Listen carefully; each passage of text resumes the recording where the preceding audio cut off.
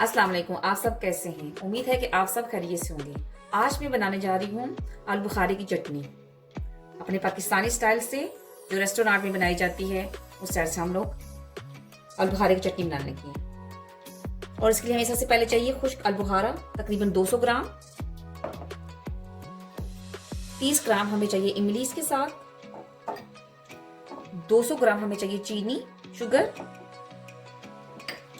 और हमें 4 मगज चाहिए 100 ग्राम। और 100 ग्राम ही हमें कटे हुए बादाम इसके लिए चाहिए। और 2 बड़े गिलास हमें पानी की चाहिए इसके साथ। चलिए स्टार्ट करते हैं।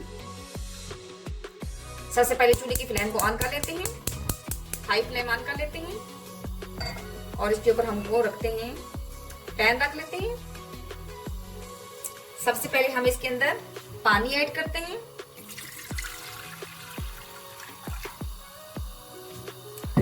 जब पानी बॉयल हो जाएगा तो हम इसके अंदर आलू बुखारा डालेंगे। ये देखिए पानी बॉयल हो चुका है, ये देखिए किस तरह उबल रहा है।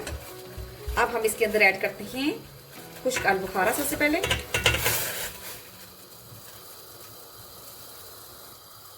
और हम इसके अंदर ऐड करते हैं इमली। और साथ ही हम इसके अंदर ऐड करते हैं चीनी। सबको करते हैं अच्छे तरीके से मिक्स।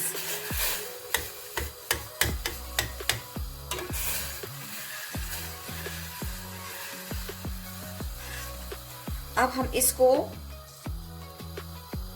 तकरीबन 15 से 20 मिनट के लिए पकाते हैं। चूल्हे की फ्लेम को हम लोग करते हैं थोड़ी लो कर लेते हैं।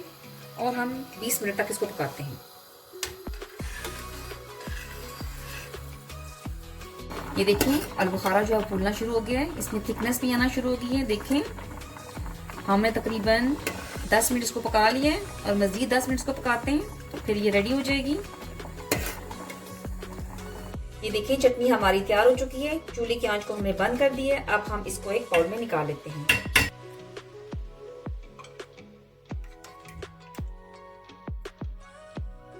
अब हम इसके अंदर गार्निशिंग के लिए 4 मगज ऐड करते हैं।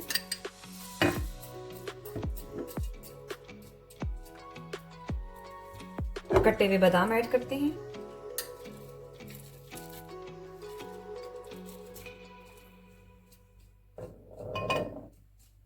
ये देखिए हमारी चटनी जो है वो आलू बुखारे की चटनी तैयार हो चुकी है। इसको आप लोग चिप्स के साथ खा सकते हैं, कबाब, समोसे, पकोड़े, हर चीज के साथ खा सकते हैं। चाहे तो आप रोज के साथ खा सकते हैं, चावल के साथ खा सकते हैं। लाइक कीजिएगा पसंद आए, सब्सक्राइब भी कीजिएगा। दुआ में याद रखिएगा, अपना ख्याल रखिएगा। खुदा हाफिज।